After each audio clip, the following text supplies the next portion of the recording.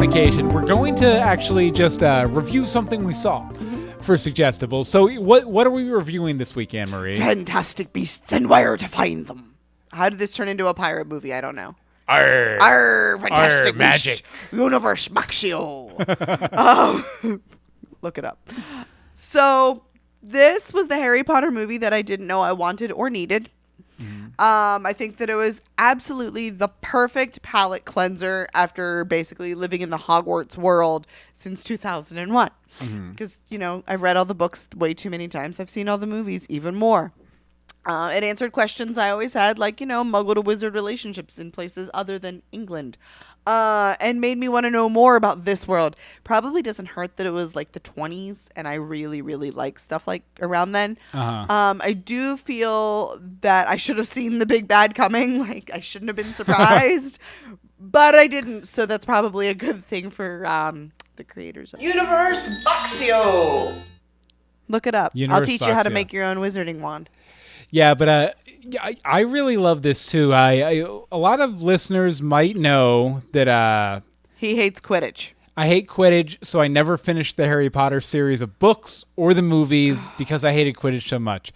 But really, this movie was endearing. I absolutely loved it. I feel like Harry Potter made a promise that there was this rich, magicking world that was just below the surface of the normal world that you never got to see. And I don't feel ultimately that Harry Potter delivered on that promise. I feel like Fantastic Beasts and Where to Find Them did deliver on that promise in spades. Maybe it's because I'm American and it was set in America, and don't be that guy. I'm saying like because I was looking for reasons why I would feel that way about it, and that was one possibly biased reason I could think of that I could have come to that conclusion, but I don't think it is. I think it's a much more well-told story. It's a simpler story. It's a much simpler story, and I think that is a big part of it. There's not so much. But at the same time, it's a very personal story in a lot of ways, too. I mean, obviously, and I forget all the characters' names, sorry, but the main character, he has, a quest and a goal and, things to do to accomplish a goal and all that kind of stuff. But I think the story is really about the baker. Like, the baker, I felt, was really the real protagonist, the person we were supposed to, like, follow along and hope for in the story. I mean, obviously, towards the end, Newt has some stuff where, he's going to bring her back the book or whatever.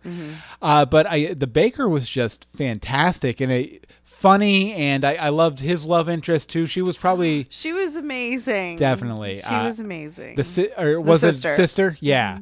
And, I mean, just a lot of the effects were amazing. How many times can we say amazing? It was amazing. It was pretty amazing. It was fantastic. Beasts and Where to Find Them. It was fantastic. The beasts were amazing. I was trying not to say it. I really liked going into the suitcase and seeing all the beasts. Oh, yeah. Going into the suitcase was probably the best part of the movie. Right. Like, so when you go on the adventure into the suitcase, it really was to introduce the baker to the world, and you feel like this is the first time you've ever seen anything like this. Like, we got a couple of them here and there in all 8 Harry Potter movies, but nothing like this, and it made you feel more in it. Like, it was like being at the Burrow. Like, that's the immersion that you felt.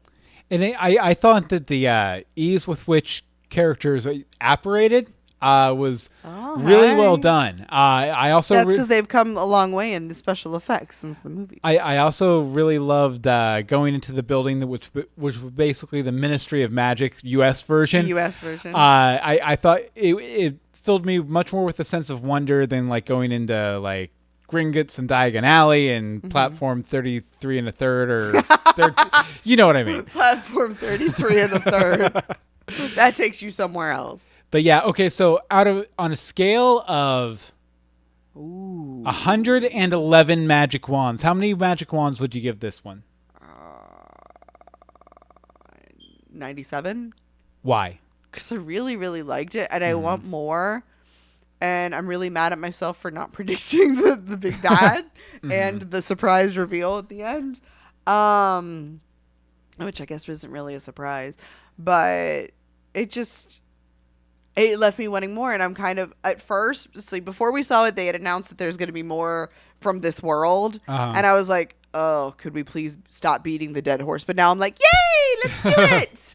But I think that's because, like I said, it was sort of a palate cleanser. It's the same world, but completely different. Yeah. Which is nice. And there was just enough hooks, I think, for you to, the characters from the Harry Potter series to kind of keep you like, ooh. Yeah, ooh.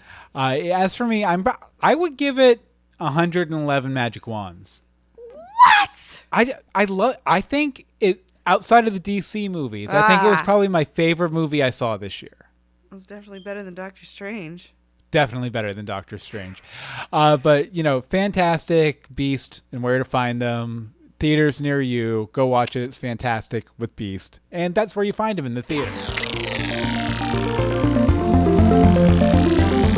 Subscribe today for more episodes of Universe Box, or go to universebox.com. And remember to think outside.